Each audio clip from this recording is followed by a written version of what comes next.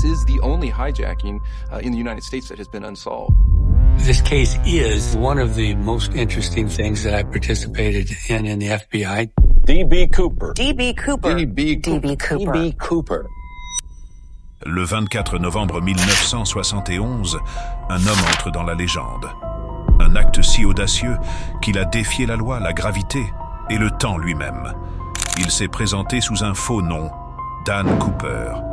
Mais la véritable question reste, qui était-il vraiment? Et surtout, où est-il passé?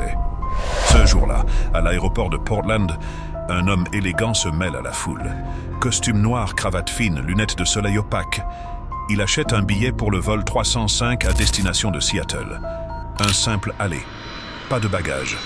Rien, sauf une mallette noire fermement tenue à la main. Mais cet homme avait un secret qui allait marquer l'histoire pour toujours.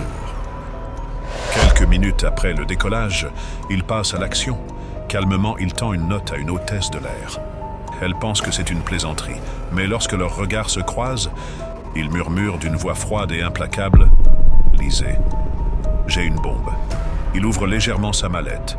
À l'intérieur, des fils, des cylindres et la promesse d'une explosion. À cet instant, Dan Cooper devient le maître à bord. Il énonce ses exigences. 200 000 $ en billets non marqués, 4 parachutes et un plein de carburant pour prolonger le voyage. Les autorités n'ont pas le choix, elles obéissent. Chaque décision est calculée, chaque seconde compte. 20h13, l'avion vole à basse altitude, quelque part entre Seattle et Reno. Cooper ouvre la porte arrière. Le vent hurle, la cabine tremble. Et puis, il saute, dans l'obscurité totale, sous une pluie battante. Avec l'argent attaché à son corps et un parachute pour seul espoir, dans ce saut, Dan Cooper disparaît, pour toujours. Le FBI lance la plus grande chasse à l'homme de l'histoire. Des témoins sont interrogés, des forêts entières sont fouillées, chaque indice est analysé. Mais rien, pas une trace, pas un indice. Dan Cooper s'évapore. Plus de 50 ans après, les questions demeurent. Qui était Dan Cooper? Un homme désespéré, un génie du crime? Ou quelque chose de bien plus sombre? A-t-il survécu à son saut? Ou son corps repose-t-il quelque part, oublié dans la nature?